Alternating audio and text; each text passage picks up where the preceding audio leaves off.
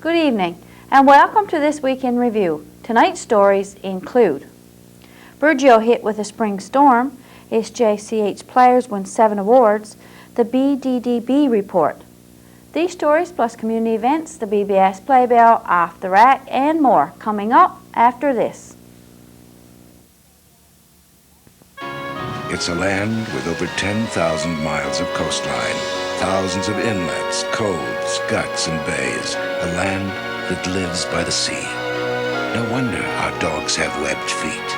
Imagine that. This past week, the SJCH players took part in the annual Drama Festival.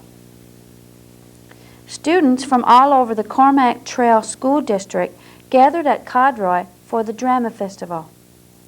The SJCH school players presented their play entitled Wings. There were 15 awards up for grabs. Our students brought home 7 of these 15 awards. 3 students were awarded an Outstanding Performance Certificate: Rebecca Young, Ingrid Strickland, and Mark Rose. Joey Windsor and Jennifer Rhymes were awarded the Best Lighting and Best Effects. Mr. Kevin Dunphy was awarded the Best Director, and the play received the Best Set Award. We congratulate Mr. Dunphy and the SJCH players for their outstanding performances.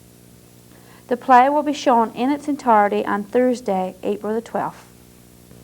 On Tuesday of this week, Burgeo experienced a spring storm. Burgeo realized on Tuesday that Old Man Winter wasn't quite finished with winter yet. At times, the wind was gusting to 130 kilometers per hour. The school was closed for the day due to the high winds, and the Burgeo Road was closed. As you can see, the I School and the Anglican Parish Hall lost a little of their siding.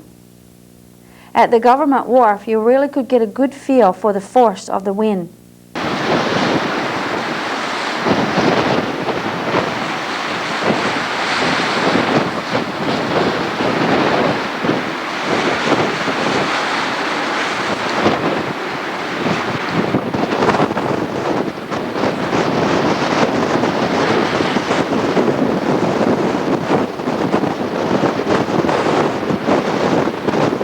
The Burgeo Road remained closed until Thursday of this week. We traveled in over the road for a few shots. This was the scene at Louis Brook.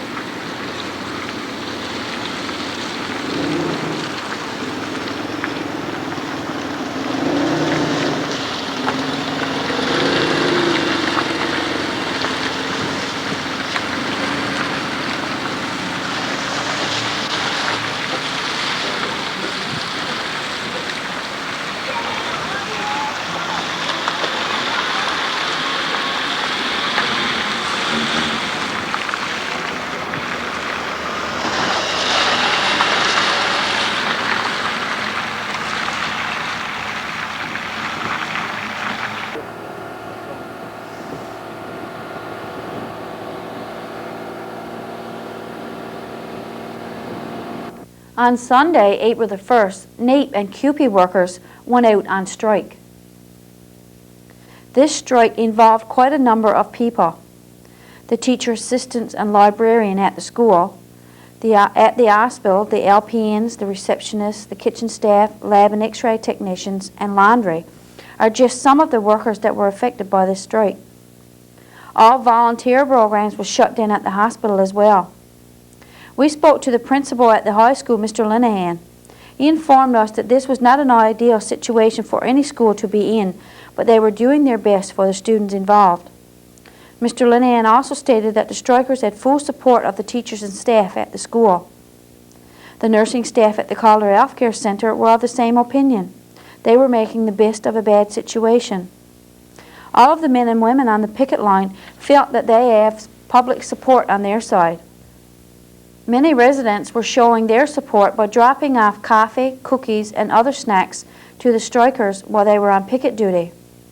Many residents of Burgeo felt that the Burgeo Road would not have been closed as long if it had not been for the strike. However, others feel that the strike had nothing to do with it at all.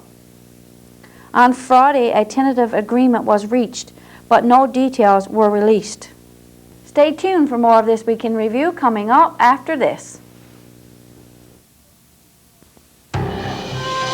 Icebergs drift south. Humpbacks migrate to the north. This is the place where their paths cross. They say you can't see the icebergs for whales. Imagine that. On Friday of this week, Greg Elliott dropped by our studio to bring us up to date on the activities of the BDDB. We have in our studio this afternoon Greg Elliott from the BDDB. Welcome, Greg. We got quite a few topics to cover again. Our EDO position, Economic Development Officer position. Yeah, for the last, I guess, 2 or 3 months, there's been certainly some concern in regards to the position here in not only the Burgeo-Ramy area, but certainly with the whole zone board. As some people might know, there is 4 Economic Development Officers with the zone, of which one is located down here, and there was some concerns in terms of HRDC and the overall flow and picture of how these positions will be funded now and then in the future.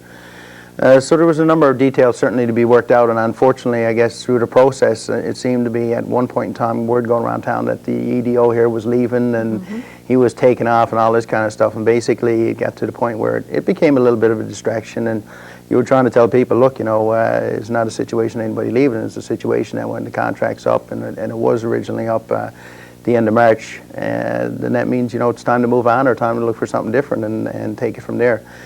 So I think there was a kind of misconception out there, or misinformation of really the status of the position. But fortunately, in the last 3 to 4 weeks, a number of issues have been resolved in relationship to the funding agencies and the zone board. And of course, our positions now are funded again for another 12-month period. And I'm sure some people know at one point we were funded like for an 8-week period, and then 12 weeks, and then so really things were on and off, and it got to the point that was more distracting than anything, and I just said, well, you know, guys, deal with it, and at the end of the day, hopefully we can work the situation out and move forward. So I'm certainly pleased at the end of the day. I think there's enough things happening within this region down here that justifies certainly a full-time position, and maybe more, that I think HRDC and other agencies recognize that and will continue to support and move forward.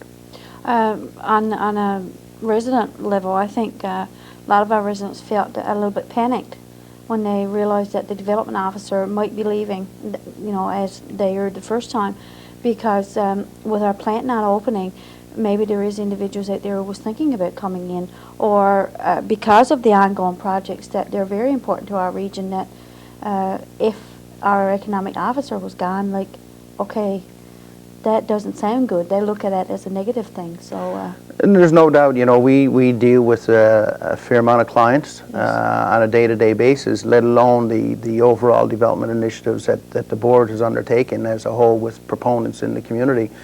Whether or not Greg Hillier is here at the end of the day is irrespective. I think the big key at the outset is that that position remains intact, and there is an economic development officer down in this region, because there is enough things on the go. There's a good volunteer board base and a good volunteer base within the community, and sometimes all it takes is that paid staff to be able to keep everything cohesive and moving forward, and to being able to deal with the agencies on behalf of these people, and to to implement their initiatives, and that's really the whole role at the end of the day. It's people driven, and we assist wherever possible. Exactly, and you were the economic development officer is there for if somebody had a business idea to come and ask advice from you and your office whether it was feasible or not. Well, maybe we should, maybe we shouldn't. Yes, you can. No, you can't. So that kind of puts people at ease, even if they had an idea. And well, so if they had an idea it didn't work, big deal. You know, go on to something else, right? That's right, and we help kind of, hopefully, we'd like to say, cut through the bureaucratic red tape at times for people, and if they've got an idea or initiative, then we can certainly, in a very short period of time, help those people assess whether or not it might be viable. Yes. And if it's not, then you're not dragging somebody for 6 or 12 months and saying, listen, boy, you know, we'll keep you on a string type of thing. You can do an evaluation and come back to these people in a reasonable period of time and say, look, boy, unfortunately, it's on or it's off.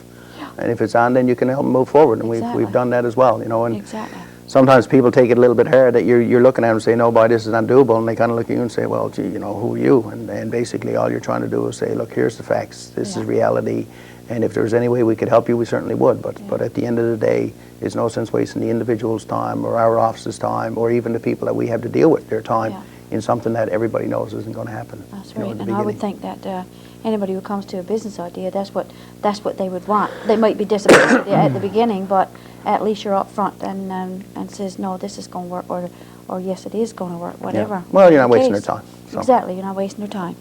Okay, now do you have an update on the cell phone service? Yeah, as I mentioned, I think earlier in the year or latter part of last year, the board has continued to pursue the opportunity of getting cellular phone service in the Burgeo area.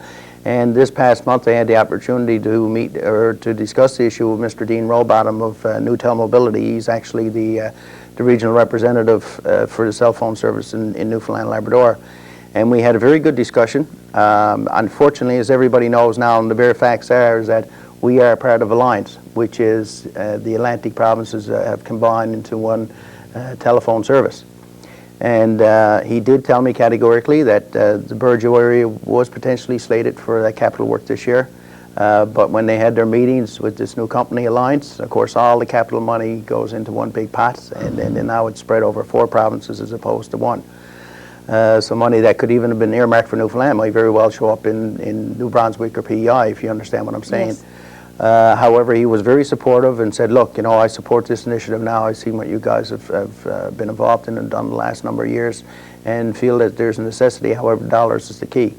So he did put me onto the CEO of Aligned, who I emailed immediately and expressed and explained our situation and felt that it needed to be addressed.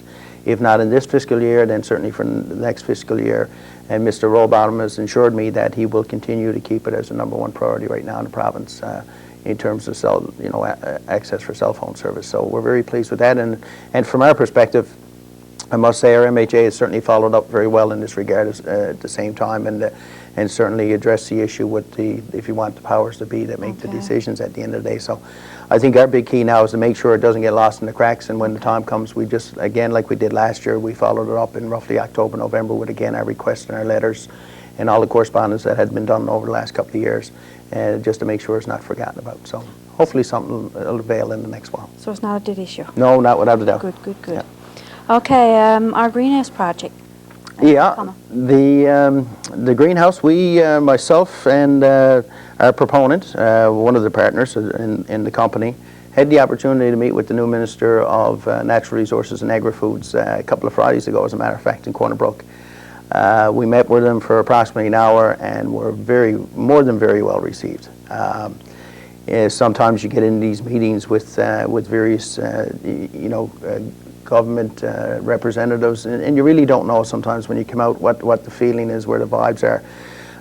It was certainly refreshing to know he's an individual that was well aware of the greenhouse situations. He traveled extensively looking at greenhouse operations around the world, and he's very familiar with things that are going on in Europe. We presented an overview of where we'd like to go, where we've been, and where we'd like to go with this greenhouse operation. And I must say, at the end of the day, his comments were, he said, from everything I've seen and whatnot, he said, your approach is very realistic, and he said, if you continue on this path, things will be more than positive. So we certainly came away with that with a very good feeling. At the end of the day, he also stated that he wanted a copy of our proposal and certainly submitted it to, requested us to submit it to a number of other government ministers at the same time. So right now, our proposal for funding is into all of the agencies. We feel that by the latter part of this month, we will, without sounding, I guess, cocky or whatever, we feel that we're going to get the nod, move this thing ahead in the early part of May. That's the vibes that we're getting from all the agencies and everybody we're dealing with now.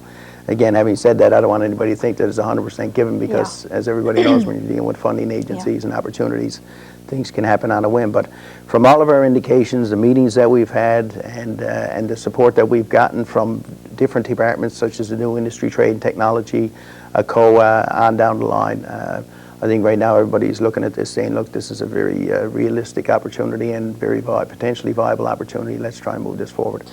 You know, we're looking at probably over an $800,000 initiative by the time we're finished, which is no small potatoes here. And hopefully we'll have a new industry in the community and a number of sustainable seasonal jobs and some full-time jobs. Yeah. And that's what it's all about. And that's what we're looking forward to. Yeah, that's what we're looking very forward positive. to. Yeah.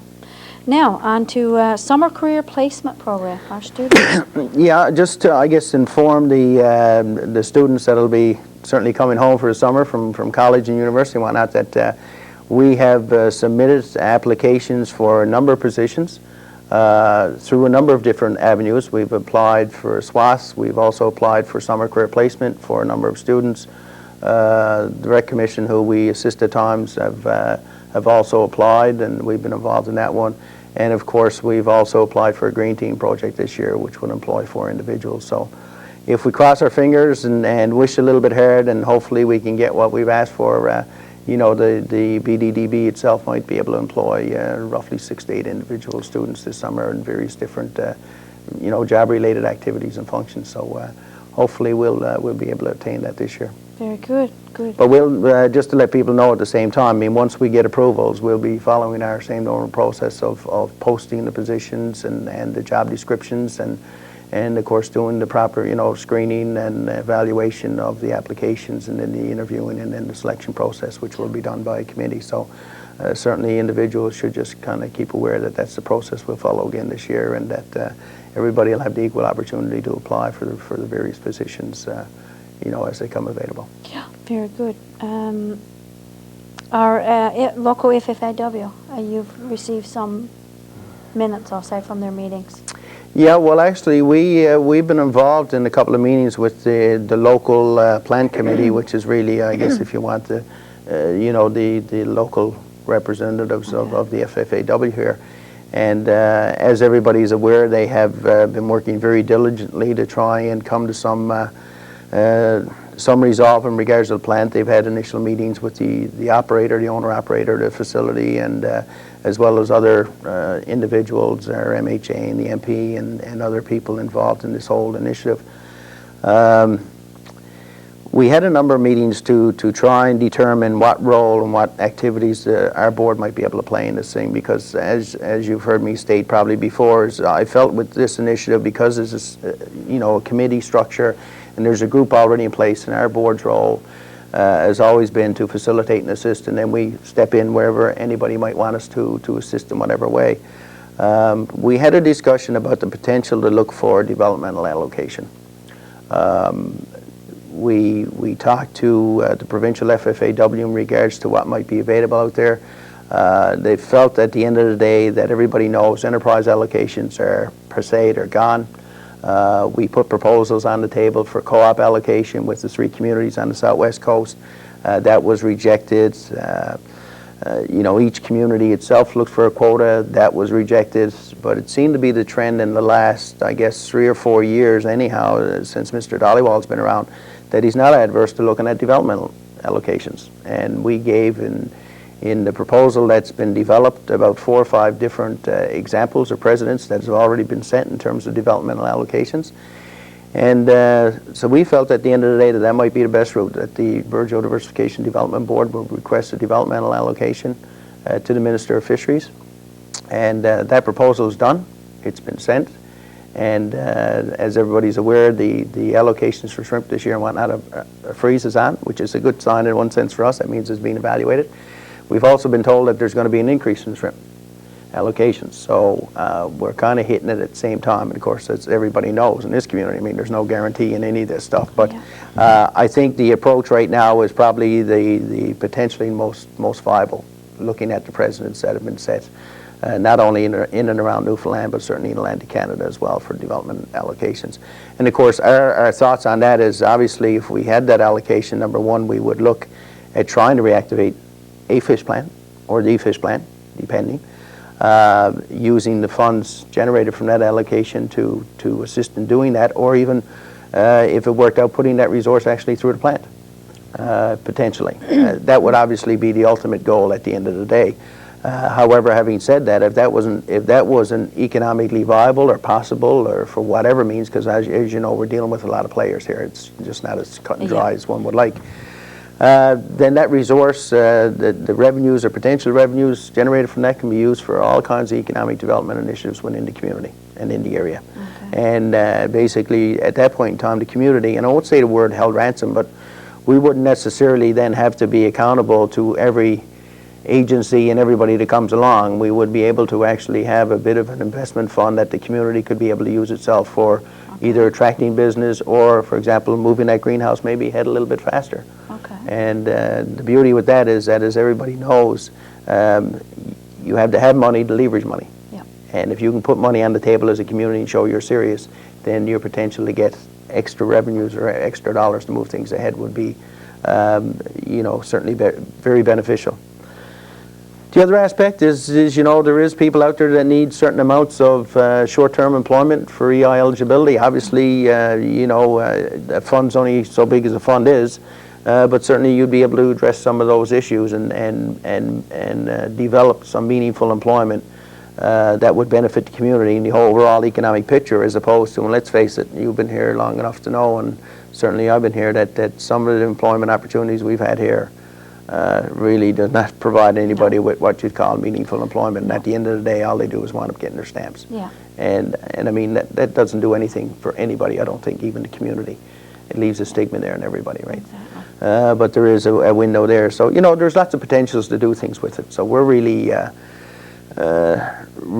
I guess, anticipating something positive. I know the FFAW and the mayor and others are working on other things as well at the same time from their perspective, and that's good, and that means everybody's trying to move things forward, and hopefully we're all staying on the same page. Okay. At least that's the way we'd like to do it as a board, is make sure, you know, that we're in tune with whatever the needs and requests are from the others. So it should be interesting within the next month. I was going to say, it sounds like an interesting aspect from the BDDB level. On to our next topic, which seems to be one of the hottest issues in our community, and that is our stadium development. What's up with that? Well, I'm not really sure. I know from the board's perspective, it's a situation where the stadium is one of our priorities.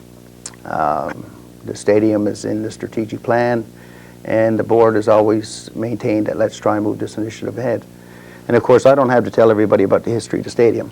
The Rec Commission and volunteers in this community have certainly worked very diligently and hard over the 12 or 13-year period to move that forward. But what's gone on in the last 6 months is beyond me, personally and professionally.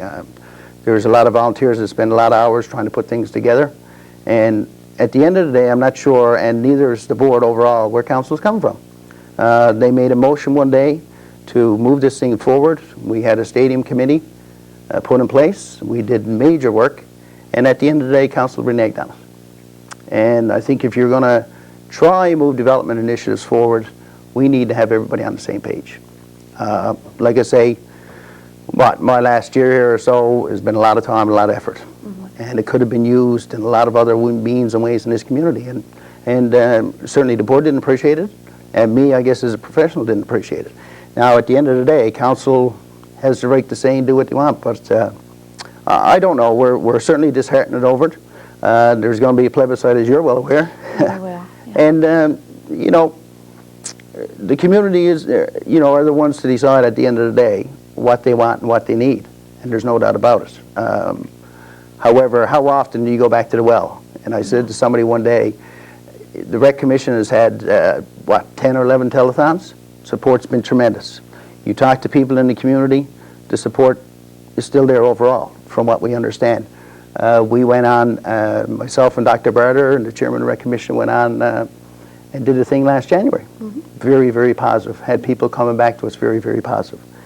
And it appears to me, it's almost in a sense, and somebody's going to laugh, but it's almost like a sense of Quebec. You keep looking for the vote until you get the vote you want. Yeah. And Okay, if it ain't there, it ain't there. Yeah. You know, my other question is are we going to have a plebiscite on everything within the community that could be initiatives that move things forward? Personally, I don't think so. You know, and that's my personal views on it. And some of these things are my personal views right Yes, about now, and yes. and we should set the record straight a little bit on that. But again, council has the right at the end of the day to make their decisions, but I don't think it's fair to lead others down a certain path and then to have it totally get flip-flop on them at the end of the day. Yeah. And actually, having said that as well, it was also the way it was done. Yeah. And that's basically when people in the community hear it on the BBS. And I'm talking about volunteers in the community like the Rec Commission, the BDDB, people that have been moving this thing forward, finally don't get officially told, they get told on the local broadcast. And there's something wrong with that process. Yeah. You know, I mean, we're all supposedly trying to work together. Yes.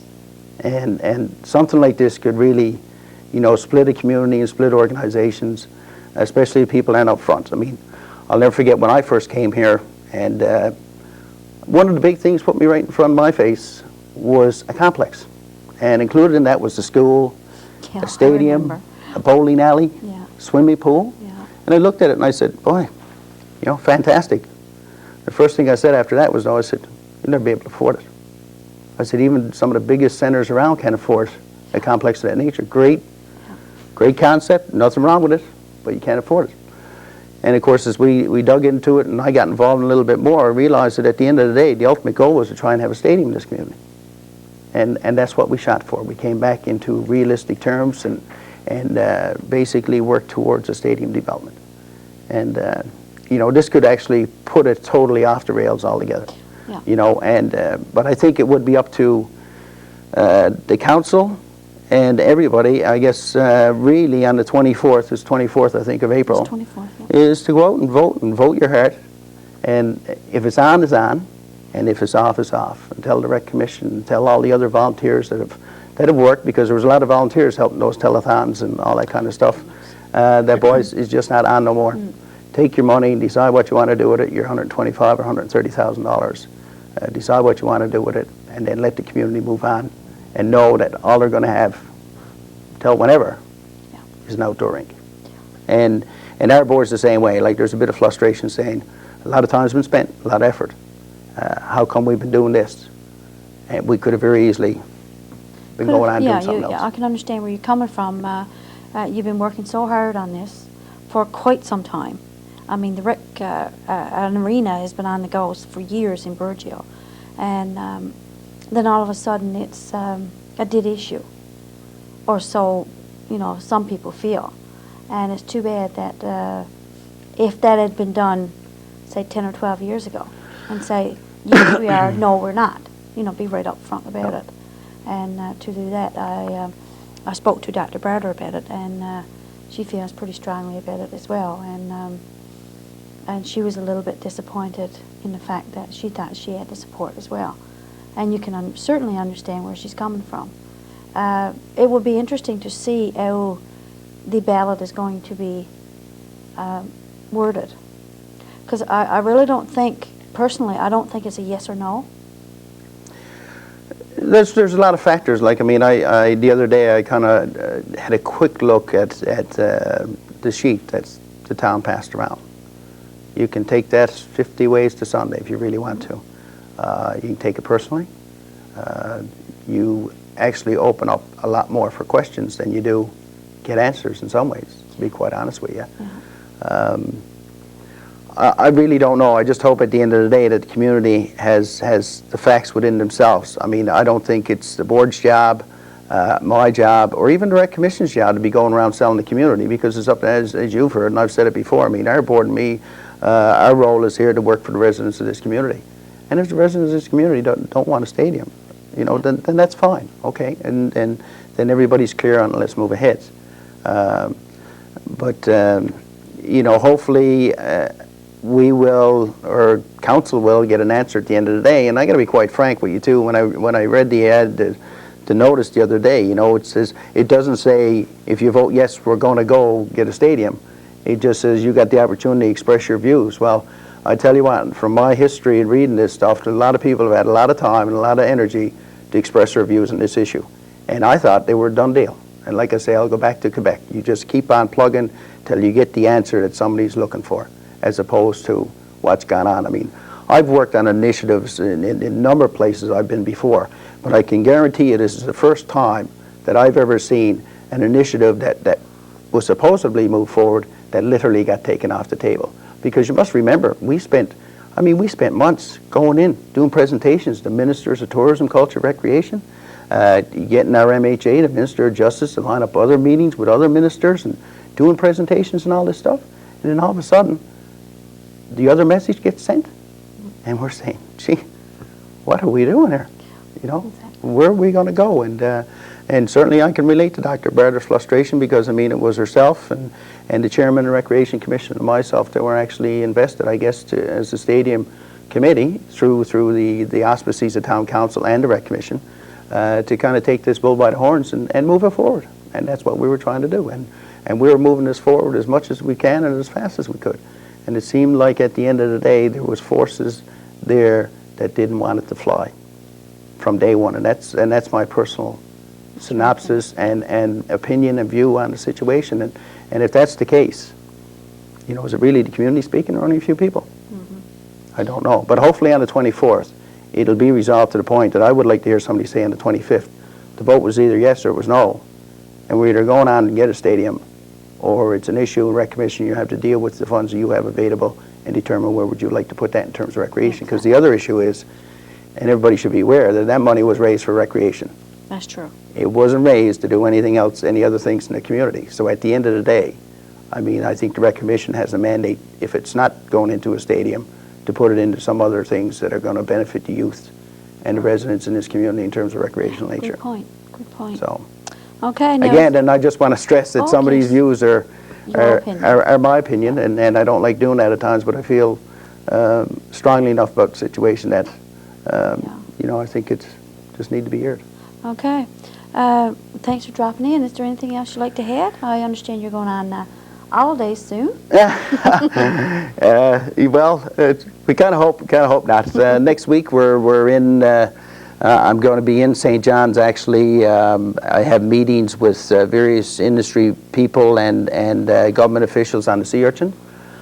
Still trying to move that initiative ahead. We've got about, right now we're kind of, the clock is ticking. We're about 6 months away from the next harvesting season, and of course our ultimate goal is to try and have a primary processing operation in place much earlier than that, and that's what we're shooting for. So obviously a lot of our time and energy right now is going to be wrapped up in that situation, and certainly we're doing everything we can to move that forward, and hopefully we'll get the partnerships that need to do that. And of course at the same time I'll be meeting with our minister in regards to a number of other issues at the same time while I'm in there. So it hopefully be very fruitful.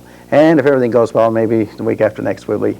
Well, the office will be shut down for a few days for sure. The week after next, both Teresa and myself will be gone, and I'm not sure exactly what extent I'll be gone for right now at this point in time. But well, anyway, have a wonderful holiday, and thanks so much for dropping by. Well, I really appreciate again the opportunity to come in and talk to the residents of the community and just fill them in on the activities of our board and what we're trying to move forward for the town. Okay, thank you. Thanks a lot. Good night. Stay with us for Off the Rack, the community events, and the BBS Playbill, all after this. In a scene from prehistory, still fjords run deep, hemmed in by giant granite walls, carved by volcanoes, tectonic upheaval, 20 times as old as the Rockies. Our park. Imagine that. Off the Rack. This week, as we scanned our tape rack, we came across a tape of a moose taking a tour of Burgeo. Let's look back to July the 19th, 1998. We're going to former team, right? Drive over.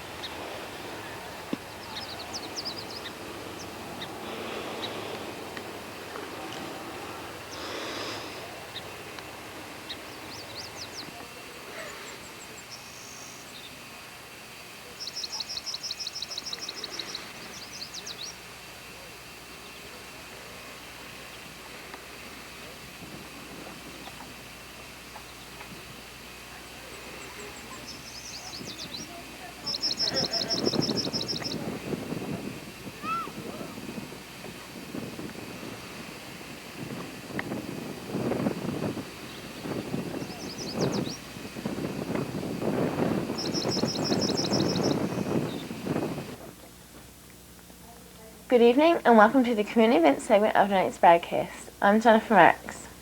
The winner of the Sand and Sea TV Bingo was Mary Jane Skinner. Congratulations, Mary Jane. There will be no TV Bingo scheduled for Wednesday, April 11th due to Holy Week. The next scheduled TV Bingo is Wednesday, April 18th, hosted by the Help Committee. The Brunettes will hold their Easter sale on Saturday, April 14th at the Fire Hall beginning at 2 p.m. There will be baked goods and craft items. Tickets will be sold and afternoon tea will be served for $2. Come along and bring a friend for an afternoon of fun and fellowship. If you haven't bought tickets on the Scotiabank's large Easter basket, you still have time. Tickets are available from any staff member and cost $1 each or 2 for $3. The draw date is Thursday, April 12th. The French class at St. John's Central High School are also selling tickets on a tabletop barbecue, including 3 propane tanks and a $50 voucher. All proceeds from this ticket sale will help offset the cost of a trip to St. Pierre. The draw date is Thursday, April 12th. Buy a ticket and support the French class. The Lodge are selling tickets and a basket of towels. All proceeds will help offset cost of repairs to the Lodge. Tickets cost $1 each or 3 for $2 and are available from any member of the Lodge. The fire department will be having a hockey pool for the upcoming playoffs. To play, you can pick any 15 players from the teams that have qualified. Papers can be picked up by calling Glenn Han at 886-2974 and cost $5 per paper. First, second, and third prizes will be awarded for the top 3 highest points at the end of the playoffs. The deadline to play is Friday, April 13th. Please support the fire department and play the playoff hockey pool. The LLBA will be having their annual Children's Easter Party on Saturday, April 14th, beginning at 2 p.m. at the Lodge. There will be games, lunch, and a door prize. The Easter Bunny has been invited to attend, so come and have some Easter fun. If your group or organization has an upcoming event planned, we'll be happy to advertise it for you. Just call the BBS office by Wednesdays of each week to have items included in this portion of our broadcast. That concludes the community event segment of tonight's broadcast. See you next week. BBS Playbill. Tune in on Tuesday for a rebroadcast of Pansy's Garden. There is no TV bingo scheduled for next week because it's Holy Week. Tune in on Thursday when we'll have the SJCH players with their version of Wings. Join Pansy and the gang for 2 stories, a craft, and lots of fun on Saturday morning at 11 a.m. on Pansy's Garden. And I'll be here again next week with This Week in Review. Next week's program will be followed by The Bandwagon. For This Week in Review, I'm Marie Rose. Good night and God bless.